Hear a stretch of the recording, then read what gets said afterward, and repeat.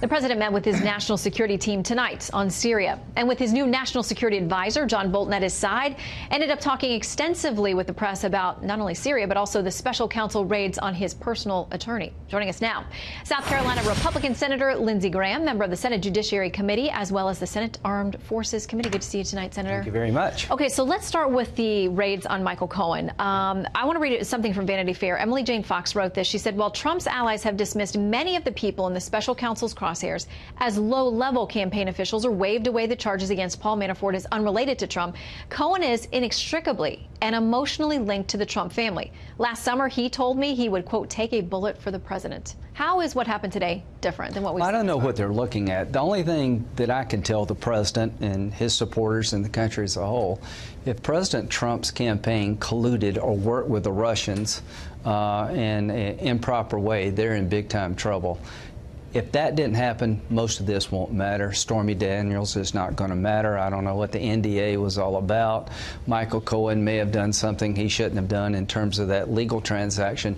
But the one thing President Trump needs to be assured of, if he didn't work with the Russians, the American people will see through all this. If he did work with the Russians, he's in trouble, and I've seen no evidence that he did. And he's maintained all along that he wants this to wrap up. He said he wants to talk to Mueller because he says he's confident that they won't find anything. I mean, listen, his attorneys are going to fight with him about that. That apparently has been a big point of contention. But here's the point. If the Trump campaign in some way received help from the Russian government, Russian intelligence services, WikiLeaks, coordinated with them, that's a big deal, and they'll pay a heavy price.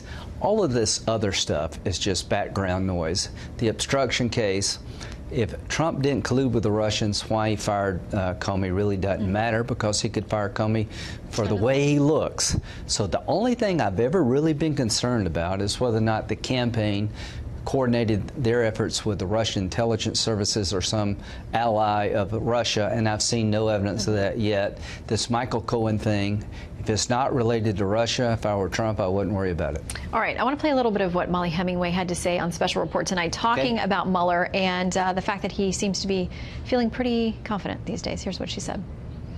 Mueller is unafraid. And it's worth remembering that he was also unafraid when he botched the anthrax investigation by targeting the wrong person, a blunder that cost taxpayers quite a bit of money. I think at this point there is definitely a burden of proof that the FBI, Department of Justice, and special counsel have to meet.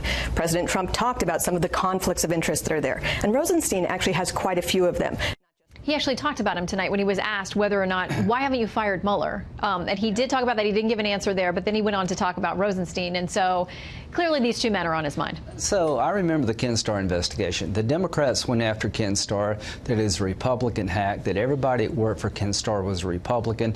You shouldn't believe a word they said. So this is not unusual to make the special counsel a political punching bag. The only thing I could tell the president, Mr. Mueller has a good reputation. He's doing his job professionally as far as I can tell, and the only way you can dismiss him is for cause. And again, if you didn't collude with the Russians, you got nothing to worry about. The only way you could get in trouble is to take the law in your own hands, and Richard Nixon tried that. It didn't work out well. No, it did not. Okay, I want to ask you quickly about Syria. In the wake of the chemical attack last week, the president has publicly called out Putin, Russia, Iran for their involvement. Tonight, your colleague, Senator Mike Lee, had this to say. He says, if we do put together a response for them. He says, if the response is going to include military force, the President of the United States should come to Congress and ask for authorization before military force is used. What's your take? I think Mike Lee's been wrong about almost everything related to this war, and I like him a lot. The Congress declares war. The President can't do that. We've only had 5 declarations of war in the history of the country. The President, as Commander-in-Chief, has all the authority he needs under Article 2 to go after enemies of this nation. How many people, Mike, does a guy have to kill by chlorine gas until the world gets upset? The president can't rely on the United Nations. It's a feckless body when it comes to rogue regimes. Their vote tomorrow. Yeah, but what will they vote? think? Nothing will happen. The only thing that can happen is for President Trump to lead a coalition of the willing, the Arabs and Europeans, to go in and destroy every air base that Assad owns. If I were president, there would be no runway available to the Syrian Air Force. There'd be no planes available, and I'd make Assad a target because he's a war criminal. So this president, Donald Trump, has brought North Korea to the table because he's been tough. This president's got the Iranians worried because he's tough. Here's what he has to accomplish.